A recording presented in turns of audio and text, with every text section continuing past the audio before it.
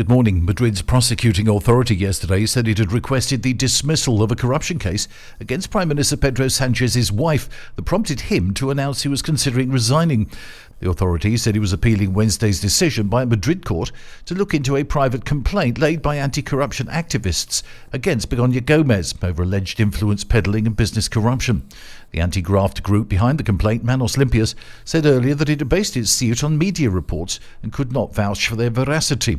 The group's head, Miguel Bernard, said in a statement on Facebook the group had merely compiled and passed the reports to a judge out of civic duty and denied that the action was politically motivated. Sanchez issued a letter to citizens on Wednesday saying he was taking a 5-day break from public duties and would announce his decision to stay or quit on Monday. He blamed the move on what he called unprecedented slander and harassment from the right and the far right. In his letter, Sanchez forcefully denied the allegations against his wife, who has not yet commented in public. Bernard, who in the 1980s ran in 2 European elections as a candidate for the far-right National Front, said in his statement yesterday the suit was not political but solely based on journalistic reports. High-ranking Socialist Party officials closed ranks around Sanchez, describing the political climate as toxic and the complaint by Manos Limpias as fake. Thousands of travellers faced travel chaos yesterday after Ryanair cancelled more than 300 flights across Europe. The Irish airline had warned 50,000 of its customers could be impacted by the scrapped services, including many on trips to and from Spain and Italy. The last-minute disruption came as the result of air traffic control strikes taking place in France.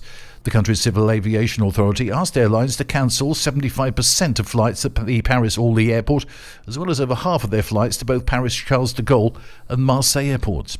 French air traffic control strikes frequently impact travel throughout the continent, as they don't just limit flights into France, but also cross its airspace.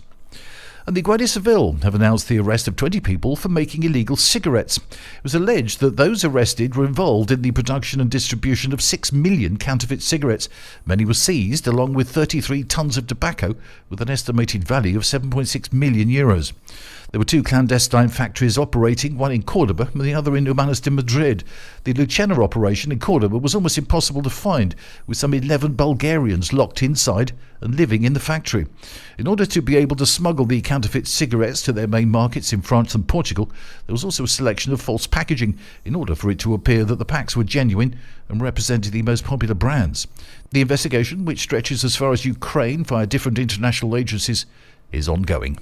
That's the latest from TRE. I'm Bob James.